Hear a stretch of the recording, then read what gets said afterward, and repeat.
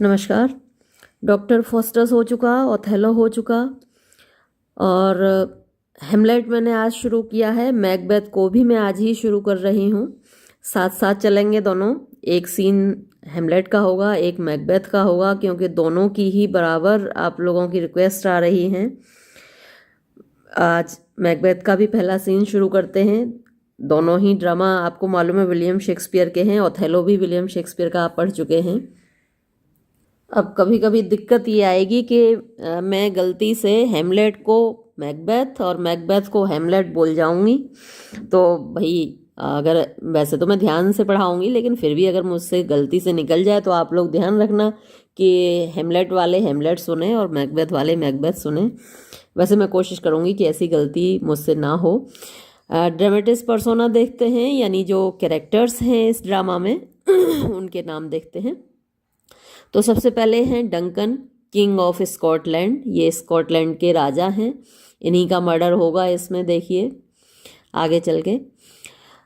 Then Malcolm हैं, डोनलबेन हैं। ये दोनों हिज सन्स यानी कि डंकन के बेटे हैं। मैकबेथ और बैंको ये जनरल्स हैं ऑफ द किंग्स आर्मी, राजा की सेना के जनरल हैं। फिर हैं मैकडफ, लेनक्स, रॉस, मेंटियथ। कुछ ड्रामाज में जो ड्रामेटिस पर्सोना दे रखा है इसका मेंटियथ का नाम ही नहीं दे रखा। एक दो और बुक्स हैं, एंगस और कैथनेस। ये सब हैं नोबलमैन ऑफ स्कॉटलैंड। तो जैसा कि जो हम दूसरा ड्रामा पढ़ रहे हैं हेमलेट, वो डेनमार्क में सेट है, उसकी सेटिंग डेनमार्क में है, और इस वाले ड्रामा की जो सेटिंग है वो स्कॉटलैंड में है। तो ये सभी स्कॉटलैंड के नोबलमैन हैं, ये श्रेष्ठ लोग हैं, बड़े आदमी हैं, सामंत लोग हैं। फिर है फ्लियंस। फ्लियंस ये सन टू बैंको। तो अभी जो आपने दो जनरल्स के नाम पढ़े ना, मैकबेथ और बैंको, तो इसमें से जो बैंको है उसका बेटा है फ्लियंस। फिर है seaward, earl of Northumberland, general of the English forces. जो अंग्रेज सेना है उसका जनरल है ये। Young seaward, his son. ये सीवार्ड जो अर्ल ऑफ नॉर्थम्बरलैंड है उसका बेटा है यंग सीवार्ड। फिर सीटन है, an officer attending on Macbeth. ये एक अफसर है जो कि मैकबेथ को अटेंड करता है, यानी मैकबेथ का काम संभालता है। फिर बॉय, सन ऑफ मैकडफ। तो मैकडफ का जो बेटा है उसका नाम नहीं दे रखा, वो केवल बॉय नाम से ही आपको इसमें दिखाई देगा। फिर एन इंग्लिश डॉक्टर, एक अंग्रेज डॉक्टर है। अ स्कॉट डॉक्टर, एक स्कॉटलैंड का डॉक्टर है। ए सोल्जर, एक सैनिक है। अ पोर्टर, एक कुली है। एन ओल्ड मैन, एक बूढ़ा आदमी है। फिर लेडी मैकबेथ है, इसका कैरेक्टर बड़ा ही स्ट्रॉन्ग है। ये हीरोइन है। वैसे मैंने आपको बताया था कि शेक्सपियर की जो ट्रेजेडीज होती हैं उनमें हीरोइन का जो रोल है वो ना के बराबर होता है, मतलब बहुत इम्पोर्टेंट नहीं होता जितना कि उसकी कॉमेडीज में होता है। कॉमेडीज में जो हीरोइंस हैं वो बहुत स्ट्रॉन्ग हैं, लेकिन ट्रेजेडी में जैसे आप हेमलेट में देखेंगे ओफिलिया को, उसका बहुत ज़्यादा रोल नहीं है। या फिर कॉर्डिलिया का बहुत बड़ा रोल नहीं है, बहुत ज़्यादा पावरफुल रोल नहीं है किंग लियर में। या फिर ओथेलो में आपने देखा डेस्डिमोना बेचारी कितनी सॉफ्ट सी है और मर जाती है, ओथेलो उसका मर्डर कर देता है, तो बहुत ज़्यादा पावरफुल नहीं है वो। लेकिन यहाँ ये जो लेडी मैकबेथ है ये एक्सेप्शन है इस बात में, क्योंकि वो इक्वली ही इम्पोर्टेंट है और बहुत पावरफुल करेक्टर है इसका। इसको फोर्थ विच भी कहते हैं। जैसा जैसे डायलॉग्स ये बोलती है ना इसमें, ट्रेजेडी में आप देखेंगे ड्रामा में कितने पावरफुल इसके डायलॉग्स हैं, और ये ना होती तो शायद कभी मर्डर कर भी नहीं पाता मैकबेथ डंकन का। तो आप देखेंगे ये बहुत पावरफुल है। फिर है लेडी मैकडफ, यानी मैकडफ की पत्नी है lady Macduff. Gentle woman attending on lady Macbeth. तो ये जेंटल वुमन यानी एक मोहतरमा है जो कि लेडी मैकबेथ को अटेंड करती हैं, यानी उनकी देखभाल करती हैं लेडी मैकबेथ की। हिकेटी, 3 विचेस, एपरिशंस, ये सब भूत प्रेत हैं। विचेस हैं, चुड़ैलें हैं, उनकी देवी है हिकेटी। एपरिशंस, ये भी भूत प्रेत हैं। लॉर्ड्स हैं, जेंटलमैन और ऑफिसर्स, सोल्जर्स, मर्डरर्स, यानी हत्यारे भी हैं जो कि मैकबेथ भेजेगा बैंकों को और फ्लियंस को मारने के लिए। वो आगे आएंगे, आप इनसे परिचित होंगे इन सभी से। अटेंडेंट्स हैं एंड मैसेंजर्स, और दूत हैं। और सीन कहाँ का है? स्कॉटलैंड का और इंग्लैंड का। तो ये है एक्ट फर्स्ट का पहला सीन मैकबेथ का। और डेजर्ट प्लेस, एक निर्जन जगह है, रेगिस्तानी, जहाँ पर इंसान नहीं रहते, तो निर्जन जगह है। थंडर, बादल गरजता है। एंड लाइटनिंग, बिजली कड़कती है। एंटर 3 विचेस, तो देखिए कहाँ सीन खुलता है।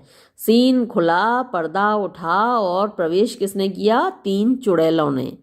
तो हेमलेट आप पढ़ रहे थे, वहाँ भी पहले सीन में ही आपको भूत दिखाई दिया। और अब देखिए मैकबेथ में पहले ही सीन में हमको क्या दिखाई देता है? 3 चुड़ैलें हैं। फर्स्ट विच, पहली चुड़ैल, When shall we 3 meet again, यानी हम तीनों फिर कब मिलेंगे? इन थंडर, बादल गरजने पर। लाइटनिंग, बिजली कड़कने पर। और इन रेन, या फिर बारिश होने पर। Second which, When the hurly burly is done, when, जब, the hurly burly, यानी ये जो शोर शराबा है, डन, खत्म हो जाएगा। When the battle is lost and won, जब ये जो बैटल चल रहा है, युद्ध चल रहा है, लॉस्ट एंड वन, जब हार दिया जाएगा और जीत लिया जाएगा। यानी जब भी युद्ध होता है, एक पक्ष हारता है, दूसरा पक्ष जीतता है। तो कोई युद्ध हार जाएगा और दूसरा पक्ष उसको युद्ध को जीत जाएगा। Third witch, that will be, ये तो हो जाएगा। एयर माने पहले, द सेट ऑफ सन, सूरज डूबने से पहले ही हो जाएगा ये तो काम। First witch, where the place, कहाँ मिलेंगे भाई, किस जगह पर मिलेंगे हम लोग।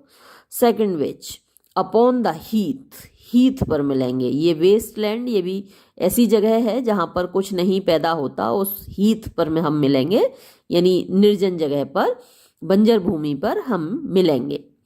Third witch, there to meet with Macbeth, वहाँ हम क्यों जाएंगे?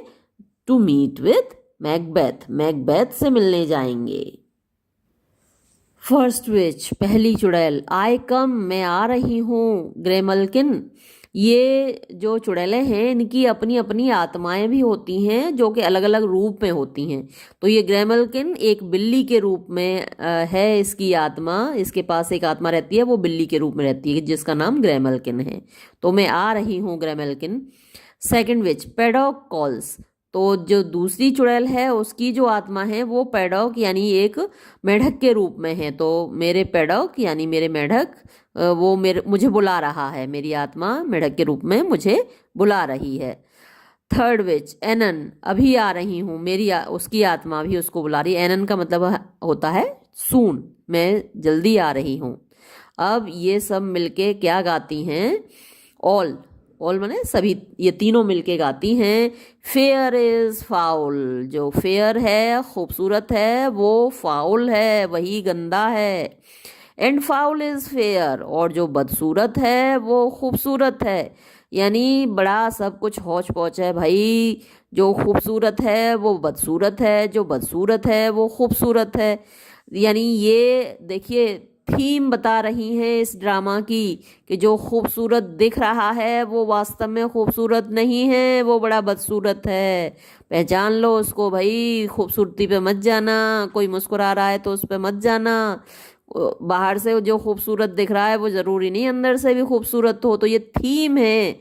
ये जो पहले सीन की कभी कभी इम्पोर्टेंस पूछी जाती है कि भाई इस सीन की शुरुआत मैकबेथ में 3 विचेस से क्यों हुई, और ये जो गाना है fair is foul and foul is fair, क्या मतलब है इसका, क्या सेंस है, क्या इम्पोर्टेंस है?